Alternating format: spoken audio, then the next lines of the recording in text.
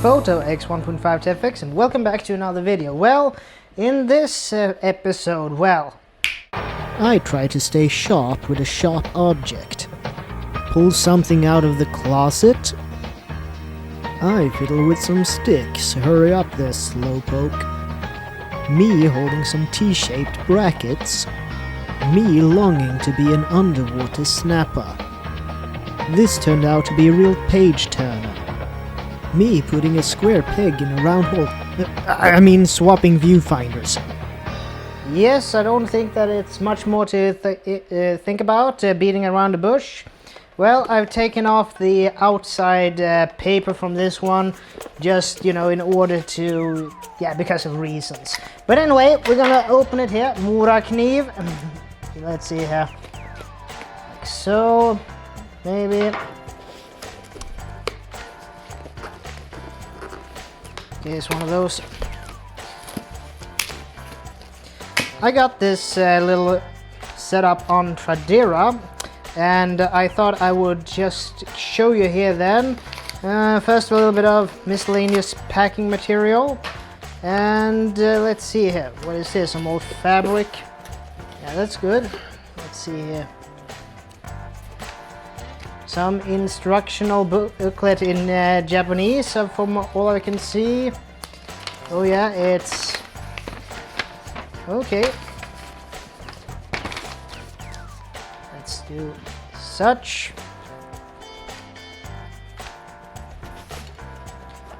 Oh, it's actually a... Okay.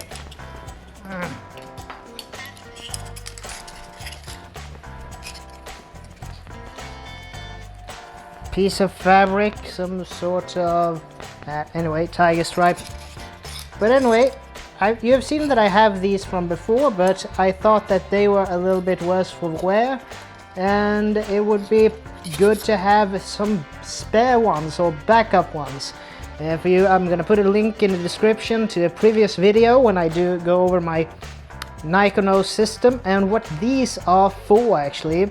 But for you guys who don't want to do that, these are basically the brackets that are used when you are doing macro or extreme close-up photography with the Nikonos system, and you have an extension tube. These are anchored to the extension tube, and where the pillars are, because you have these little holders, where they are is basically what you're gonna take the image of. So let's see if I can just put them in some way. Yeah, we're just gonna put them back here for the time being.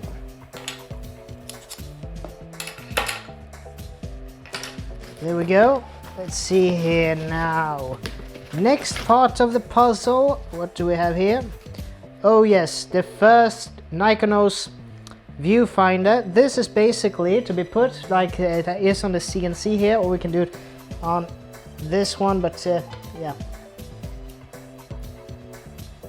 It is basically for when you are underwater to have a bigger viewfinder in order to compose your image, and this one is for the 35 and 80 millimeter lenses. Okay, another piece of fabric. Oh, a book actually.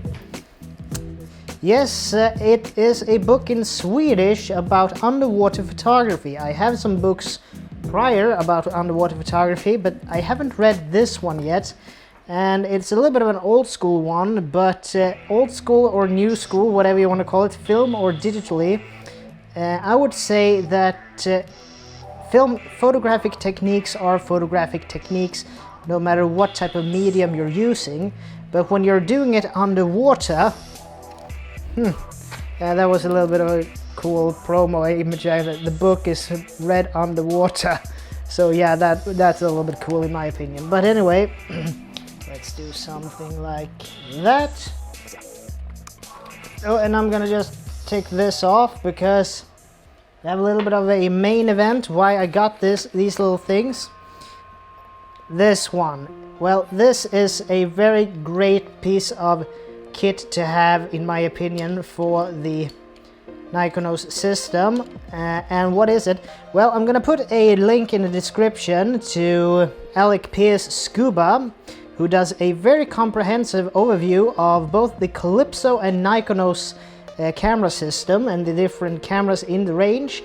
And this is actually one of the pieces of kit that he actually talks about. And this one is another viewfinder that is actually magnified. So if you are using like what we have here, the Nikonos 5, you basically put this on the accessory shoe and you twist it down, lock it down, and you basically have a much bigger, wider and brighter viewfinder to compose your image. And there's different filters on the front here, a mask they were called basically, that corresponds to different focal lengths.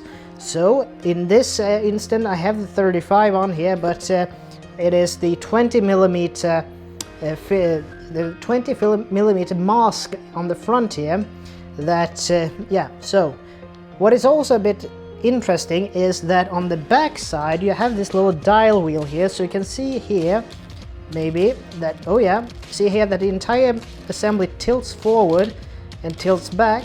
That's basically that you can dial in the distance. So if I want to have it, what is it now, 3 feet away, I can dial this into 3 feet and the angle will correspond with the lens to 3 feet. So yeah, I think this is a brilliant. You have a circle on the back side here and you have a crosshairs on the front, and that's the way you basically compose the image before you take it. So very good little accessory for the Nikonos user. So let's see here, then I think we have, let's see here, let's see.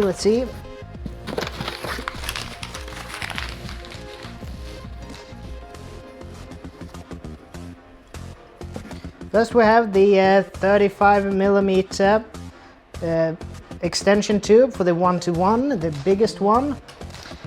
And in this one we have the 35-2. But actually now when I see it here, let's see if I have missed anything. It doesn't seem like I have. Well, yeah, that's basically it in this little unboxing. So some extra. Well, here I see now directly that there are no, this one, the 1-to-1 has no O-ring in it, which I had to address. I have an O-ring spares to put on it, and then you have the shorter one, the 1-to-2, the 2-to-1, or 1-to-2. I can't really remember how it's spelled out, but anyway, I would think it's this one, the 1-to-3. Another 3, and let's see here. So basically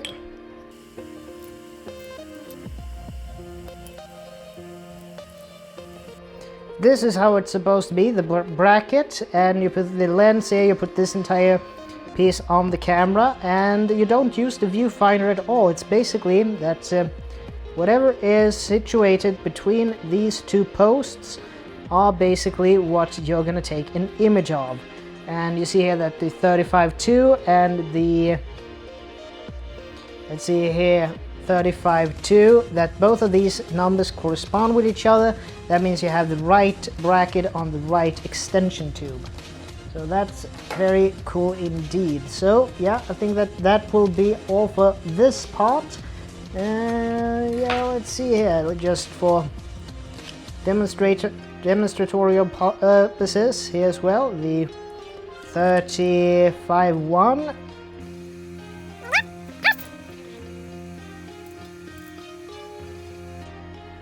There you go, the longest tube has the smallest picture frame. That is because of the higher magnification. Yep, but anyway, let's move on, shall we?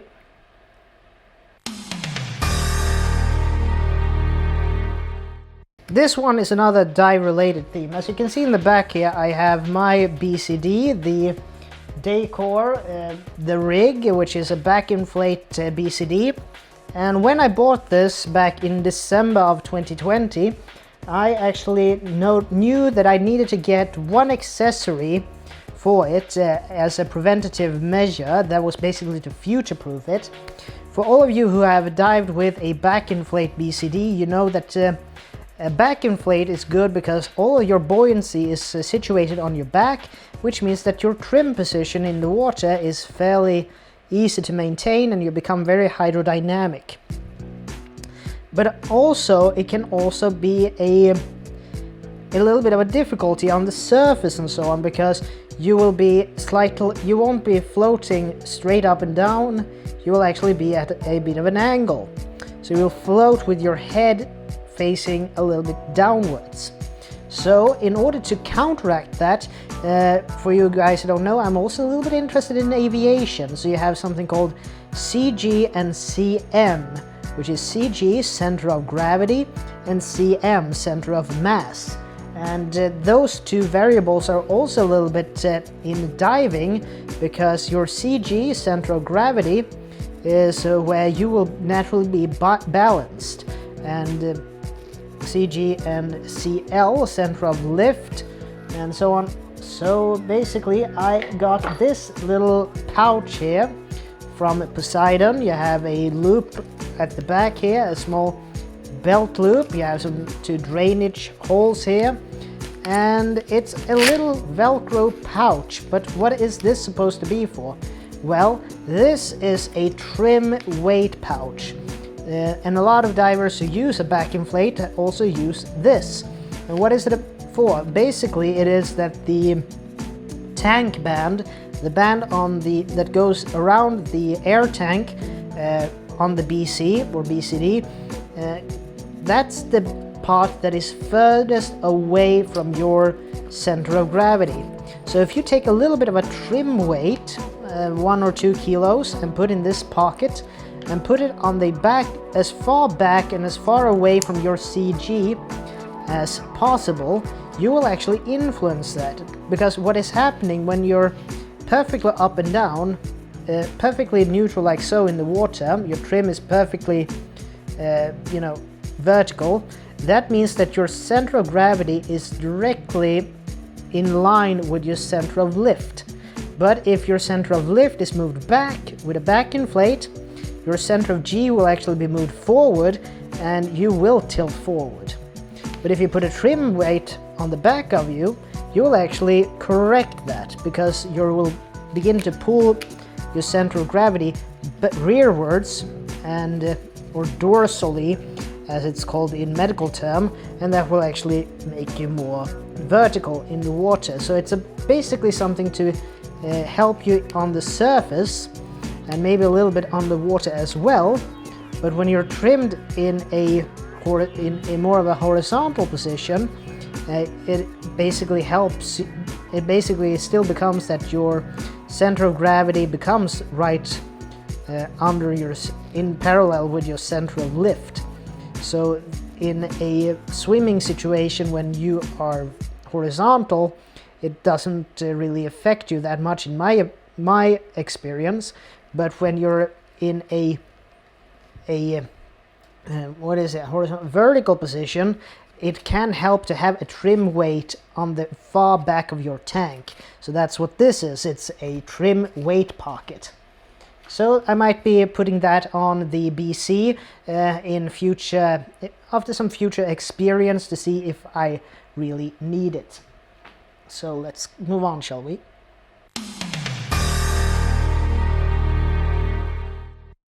As you can see also, I have my entire air rig here as well, or rather my first stage and my second stages. And for you guys who don't know, I use Poseidon Jetstreams. These are very much what I really wanted from the get-go in regulator forms. They have been made for a number of decades actually, and they're still made today by Poseidon in Gothenburg. But what I would really say is that there are a classic version, which I have here, and there is a more contemporary version. And there is a very significant difference between this, the classic version, and the contemporary. And what is that? Well, when I bought this, I got actually an extra airpiece, or second stage housing, I would say.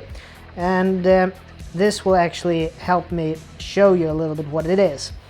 Well, as you can see here, you have a threading here for how the second stage is mounted with the hose to the first stage.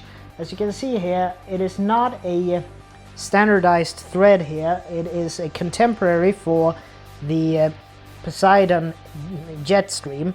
And the reason for that is the first stage of the Jetstream Classic version doesn't have a blow-off valve in the first stage itself. Instead, it was built in to the hose. So the hose contains the blow-off valve, if I have understood it correctly for everything I have read. There is a bit of a jungle when it comes to a company that has been around for over 60 years. So there is a little bit of a jungle for all of the nomenclature that is used with the different models and so makes and models and so on.